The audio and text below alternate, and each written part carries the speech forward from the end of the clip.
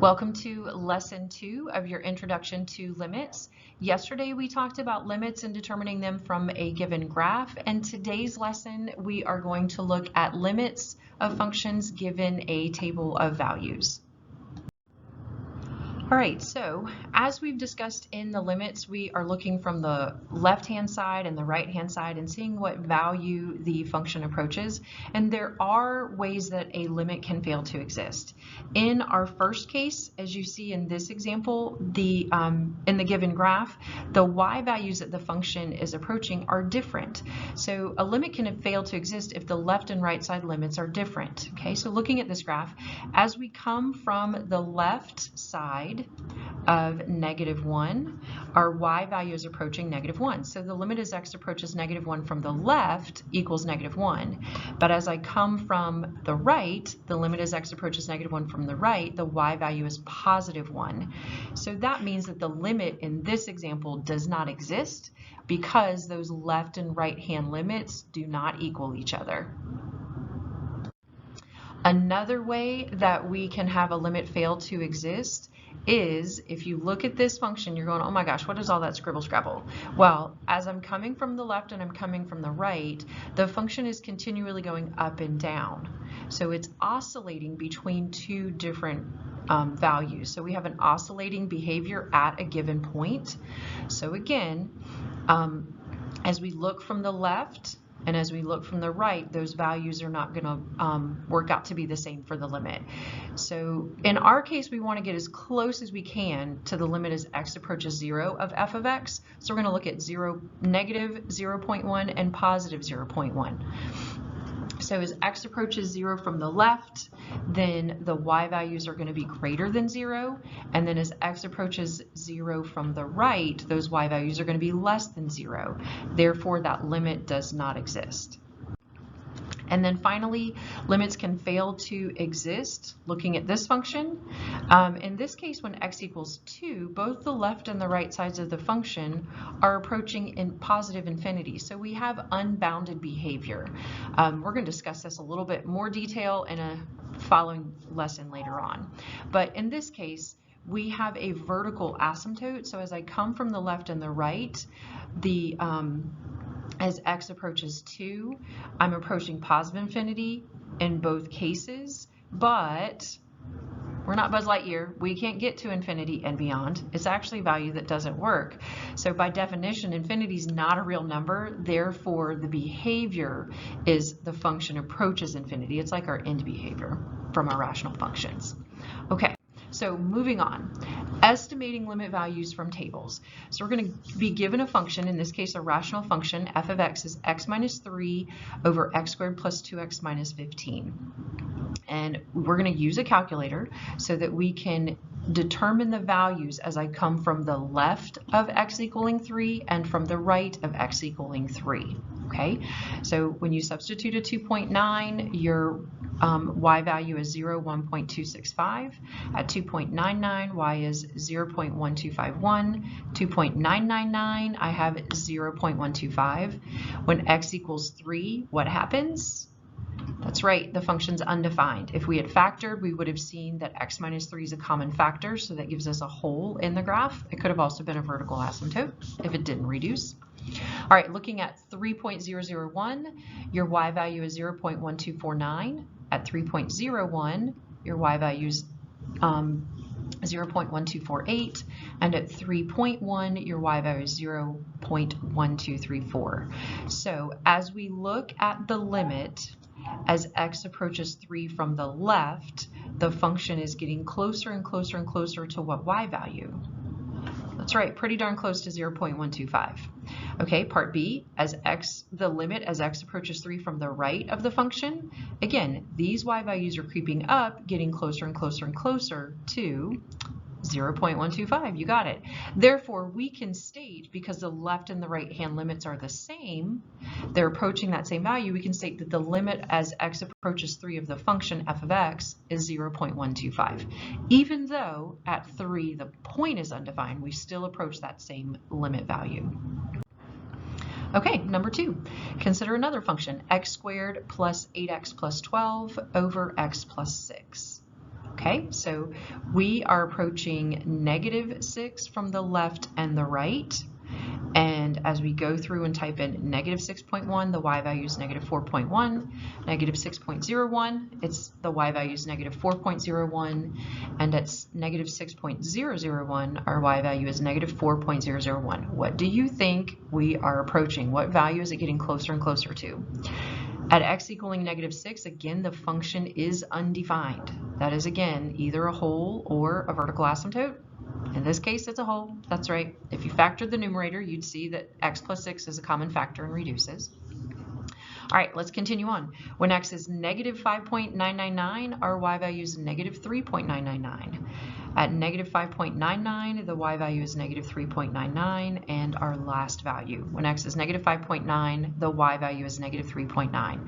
So based upon our table of values, as I come from the left, as the limit as x approaches -6 from the left, these y values are getting closer and closer to -4. As the limit as x approaches -6 from the right, those y values are also getting closer to -4.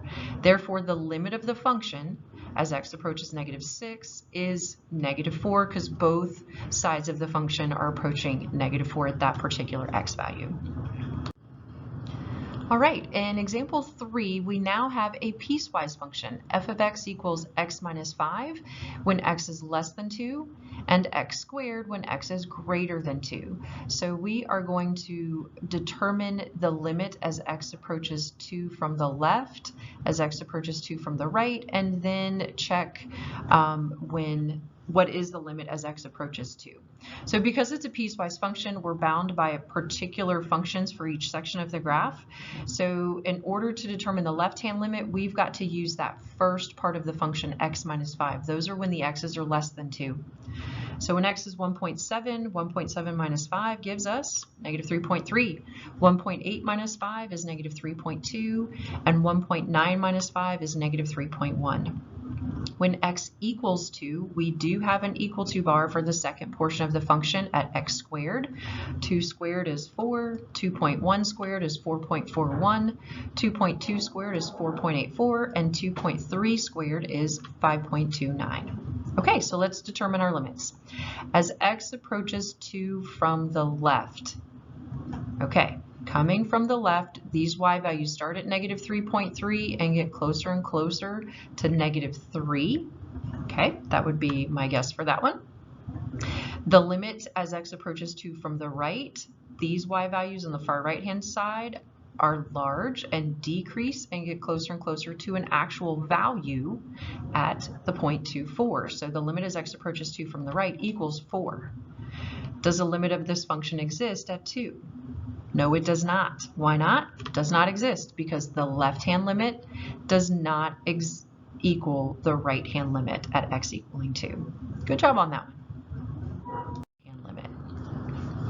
All right, next example, we have another piecewise function. F of x is 2x minus 3 when x is greater than or equal to 1, and f of x is -x minus 3 when x is less than 1.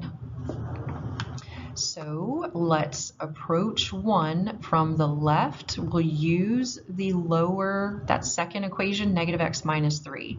The limit as x approaches -1 from the left. Substitute 0.9 to get a y value of -3.9.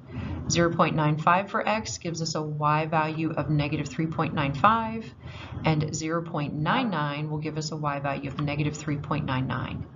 When x equals 1, I have to use the first function, 2x minus 3. So 2 times 1 minus 3 will give us -1. 2 multiplied by 1.01 minus 3 is -0.98.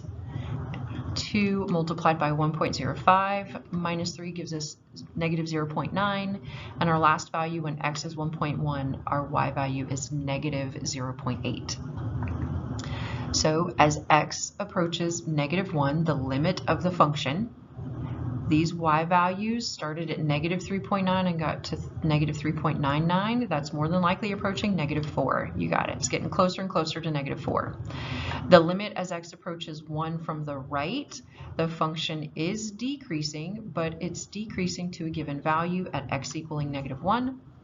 Therefore, does the limit exist? The limit as x approaches 1 of f of x. That's right, it does not exist. And that's again because the left-hand limit does not equal the right-hand limit. Okay. All right, in example 5, we're now given a table of values completed for us. Yay, less work. And we are going to determine 3 specific limits. Our first one is the limit as x approaches -1 of f of x. So remember, to do a limit overall, we have to look both at the left-hand limit and at the right-hand limit. So as x approaches -1 from the left, my y values go from 1 to 2,000 to 1, and then undefined. So it's rapidly increasing and then it doesn't exist. Okay, there's either a whole or vertical asymptote right there. From the right-hand side, my y values at 1.999, I'm at 0.33, so a third. And then when I get a little bit closer to -1 for the x's, now I'm at -1,999. So that's really close to, just call it -2,000. So it's getting smaller and smaller, and then it's undefined. Okay, so from the left, it approaches positive infinity. From the right, it approaches negative infinity. Therefore, the limit as x approaches -1 of f of x, it doesn't exist. And again, that's because the left-hand limit approaches positive infinity and the right-hand limit approaches negative infinity. Good job. B, the limit as x approaches 2 of f of x. So come from the left of 2 and from the right of 2. All right, well, a little bit from the left, I'm at -2,000, -1,999. Then I'm at 0.333 or 1/3. At 2, that function is undefined, so it's a vertical asymptote or a hole. And then at 2.001, my y value is 0.334. That's really, really close. That's almost identical to the left-hand limit. So we're going to go ahead and state that left and right-hand limits are the same. And the function f of x, its limit as x approaches 2 is equal to 1/3. Okay. All right, and then our last example. This one's a little bit different. We haven't done this, so let's think through. Okay, the limit as x approaches negative infinity of f of x. So negative infinity means I want to look at those x's all the way forever, never, never to the left. So look at those y values. Well, at -1, it's undefined. At -1.001, it's 2,001. And then at -1,000, I mean, that's close to infinity. We're at 1. I think just this left-hand limit at negative infinity that our y value is approaching +1. Good job with that one as well. All right, so this limit existence theorem is just a summary of all that we've talked about. There is not a typo with IFF. That means if and only if. The limit as x approaches c of f of x, some constant value, exists if and only if the limit as x approaches c from the left side of the function equals the limit as x approaches c from the right side of the function. And that's where L is going to equal a real number. So all of that's going to equal the total limit of the function, okay? So the limit as x approaches c on f of x exists if and only if the left and right hand limits are identical. Great job getting through this lesson. Make sure you guys are practicing and come in for help if you have any questions.